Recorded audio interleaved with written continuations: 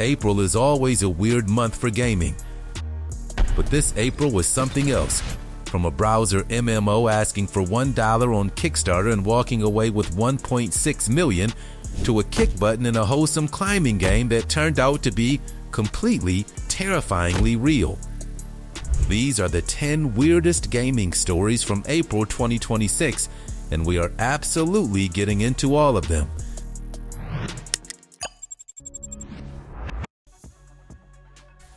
Number 10, Starfield on PS5. And look, I'm going to be honest with you. Starfield finally coming to PlayStation 5 is not itself a weird story. Microsoft has been putting games on PlayStation for a while now, and at this point it would be weirder if they didn't. No. What made this weird, genuinely weird, is that Bethesda stayed so suspiciously quiet around the announcement period that when it started floating around online, a significant chunk of the internet just assumed it was an April Fool's joke. And I get it, right? Like the timing was right there. It was early April. The internet was already in that mode where you can't trust anything you read.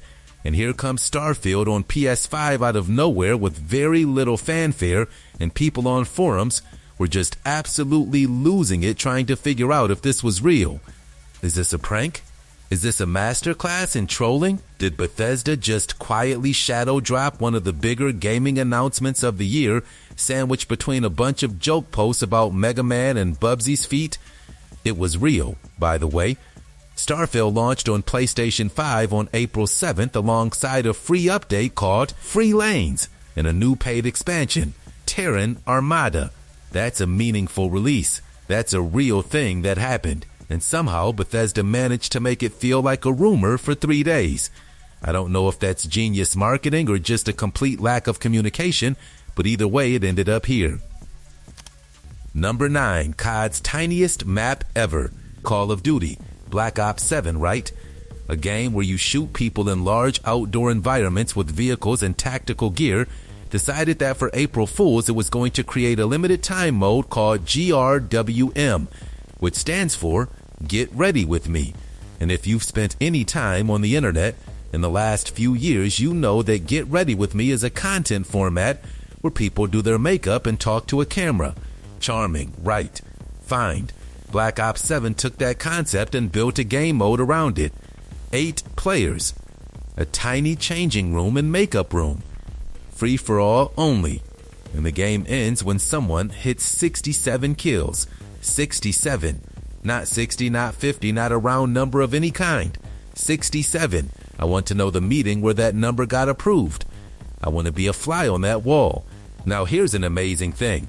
On paper this sounds absolutely ridiculous, and it is. But also, Call of Duty has a history of making these tiny novelty maps that people go absolutely feral over, and this is probably the smallest map they've ever put in the game. There is basically nowhere to go. You spawn and someone is already shooting you. I've seen clips of this, and it looks like pure chaos in the best possible way.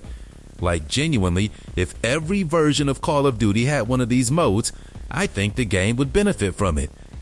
The self-awareness of naming it GRWM and making it a TikTok reference that probably half the player base doesn't even get is very funny. Good weird. Number 8, Peak's kick button was actually real. So Peak, if you haven't been paying attention, is basically the game of the internet right now. It's a co-op climbing game where you and your friends try to scale a mountain together, and the whole appeal of it is that everyone is helping each other, right? There's a help button. You grab your teammate who fell, you drag them up the cliff. You are a team. That's the vibe. Very wholesome, very chaotic, very popular. For April Fools, the developers at Landfall replaced the help button with a kick button. Instead of pulling your teammate to safety, you boot them off the mountain. And honestly, fine, right? April Fools. Funny, except, and this is the part that gets it on this list, it was real, like actually functionally real. People went into the game expecting a joke and discovered that they could just send their friends flying off a cliff. Tested and confirmed. The button worked. And look, I understand why this is funny. I understand why people loved it. But I also want to take a moment to acknowledge the people who loaded into a session with strangers, were mid-climb on a really difficult section, and then just got yeeted into the void by someone who thought this was very entertaining, because that person exists. That person had a rough April Fool's. And also, Peak is still massively popular, and this kind of thing probably only helped it stay in the conversation. So good for Landfall. They understood the assignment. Number 7, NieR broke hearts on the wrong day. Okay, so this one requires a little context if you're not in the NieR fandom, which is a fandom that has been waiting very patiently and also very impatiently for a new game in the series for years. Like years. NieR Automata came out in 2017. That is a long time. And the fanbase has been surviving on crumbs and vibes and the occasional vague comment from Yoko Taro about the future of the series. So on March 31st, which was already April 1st in Japan, the official Japanese NieR Twitter account dropped what looked like a genuine announcement for a new game. NieR Cosmic Horror. There was a video. There was a horrible coil-like creature. There was Emil's face. It looked real enough that people weren't sure. Because here's the cruel part, the timing was such that for people in the US and Europe, it hit on March 31st. Not April 1st. March 31st. So there was this window of time where the Western fan base was just sitting there going, is this real? Is this actually happening? Is this the announcement we've been waiting for? It was not. April Fool's. The official account confirmed it the next day. And I want you to understand that I'm not saying this was a bad prank. It was actually a very well executed one. But when you're specifically targeting a fan base that has been desperate for news for almost a decade, you are playing a dangerous game with people's emotions. The execution was sharp. The hearts it broke were real. Number 6. Capcom added DRM to 30-year-old games. This one is going to make a certain type of person very angry and, honestly, fair enough. So Capcom released the original Resident Evil trilogy on Steam this month. Resident Evil 1, 2, and 3. The classics, the originals, games that are at this point approaching 30 years old. And on the surface, that's just great news, right? These games should be accessible. More people should be able to play them. Here is the problem. These exact same games have been available on GOG for years. And on GOG, they are completely entirely DRM free. You buy them, you download them, they are yours. No launcher or online requirements, just the game. Because they are 30-year-old games. The Steam versions have DRM on them. I want you to sit with that for a second. Capcom took games that are already available without copy protection on another platform, put them on the most popular PC gaming storefront in the world, and added DRM to them. And not for any reason that benefits the player. There is no feature that DRM is adding here. There is no online component that requires it. There is no justification that holds up under any real scrutiny. These are old games that people love, and someone made a decision to add a layer of friction to them that serves nobody who is actually buying the game. If anything, it only inconveniences the people paying for it. The pirates will be fine. The pirates are always fine. Anyway, number 5. State of Decay 3 finally exists. State of Decay 3 was announced in 2020, and if that number doesn't already tell you everything, I don't know what will. I just want to say that out loud. 2020. That is 6 years ago. 6 years of a cinematic trailer and not a whole lot else. In the interim, there was a pandemic. There were reports of crunch and workplace problems at Undead Labs. There was a period where it genuinely felt like this game might quietly disappear and nobody would mention it again. And then in April, Undead Labs announced that alpha playtests are starting in May. Alpha. We are at alpha stage. 6 years in. Now, to be fair, alpha playtests are actually a meaningful signal. It means there is a game that is functional enough to put in front of real players. That's not nothing. And from what they've described, 4-player co-op, base building, expanded combat, it sounds like it's genuinely trying to be a bigger and better version of what State of Decay has always been. The Coalition is helping out with Unreal Engine 5 implementation, which at least suggests there are real resources behind it. but I just want to acknowledge how strange this journey has been, because State of Decay as a series has always been this beloved, kind of underrated thing. It never got the massive mainstream attention it probably deserved. And then they announced a sequel in the middle of one of the worst years in recent memory, and then basically went quiet for half a decade. The fact that it is now an actual playable thing is genuinely good news. 6 years later, I will take it. Number 4. Satisfactory's Jason Has Fans Now. Satisfactory is a factory building game where all the playable characters are women. That's just what it is. Nobody was complaining. The factories were running, the conveyor belts were moving, everyone was happy. For April Fools, the developers decided to address what they called a niche request, letting you play as a guy. And so they announced Jason. He is just a guy. Beanie, jacket, Cybertruck, just Jason, standing there ready to build factories. And you could unlock him for the very reasonable price of 1,600 Xbox Live points. Here is the thing about 1,600 Xbox Live points. That currency has not existed since 2013. Microsoft retired the point system over a decade ago. So not only is Jason himself a joke, the price tag is also a joke. There are layers. This is a joke built inside another joke, and the developers absolutely knew what they were doing. What they probably did not predict is what happened next, because the internet got hold of Jason and immediately started arguing, genuinely, passionately arguing about whether he should be added to the game for real, not as a limited April Fool's thing, permanently, as an actual playable character with a proper place in the game. People made posts. People made arguments. People made fan art. Within 48 hours, Jason had a following. A man in a beanie drove a Cybertruck into a game that never asked for him and somehow walked out of that weekend as a beloved community figure. Pure community energy, a Cybertruck, and a price tag from 2013. That's weird. That's April. That's Jason.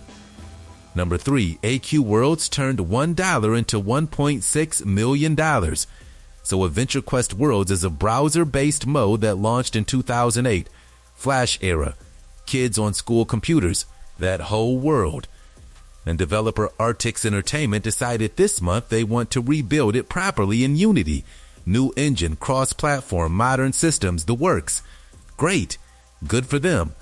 How do you fund something like that? You go to Kickstarter and you ask for $1. $1. That is a real number. That is the funding goal they set. And look, I understand the logic. They said publicly that they were building this game regardless. The Kickstarter was purely about reaching stretch goals to convert more content. So the dollar is symbolic. It's a bit. It's a wink. Fine. What is not fine, or rather what is completely insane, is that they raised $1.6 million from real people who gave real money to a game that only asked for $1. The campaign became 164 million% funded. That number exists. Someone had to calculate that.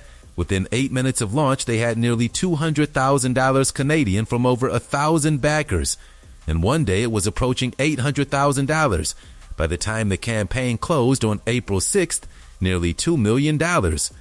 And this is not a sad story. This is a genuinely wholesome story about a community that has been playing the same game for nearly 20 years and just wanted to keep doing that on hardware that doesn't require Flash Player. But the number is so absurd. 164 million%. Someone at Kickstarter had to go update their records. Number 2. The Last of Us Online was 80% done. This one hit differently than a lot of cancellation stories, and I think it's because of the specific number. A former Naughty Dog lead confirmed this month that The Last of Us Online, the multiplayer game that Naughty Dog was building for years, was 80% complete before it was canceled. 80%. This was a functioning game. A game with real shape, proper direction, and real momentum behind it. 80% done, and the reason it was canceled apparently was to make room for Intergalactic, the Heretic Prophet, Naughty Dog's next big single-player thing. Which, fine. I am not going to sit here and tell you that Naughty Dog shouldn't be making single-player games. They are one of the best in the world at making single-player games. The Last of Us and The Last of Us Part 2 are both genuinely great. If they want to focus on that, I understand. But 80% is such a specific and painful number, because that's not a game that wasn't working. That's not a project that fell apart in development.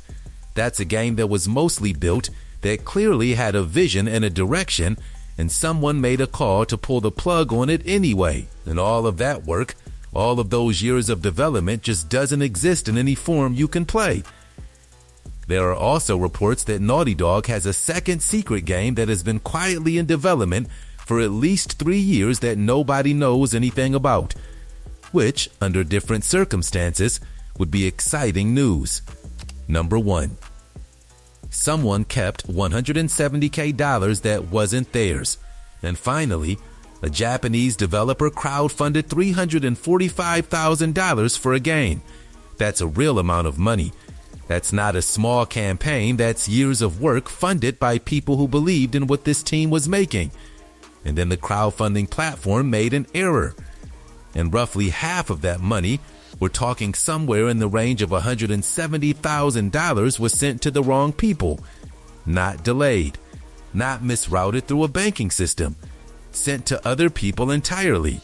And those people, whoever they are, did not return it.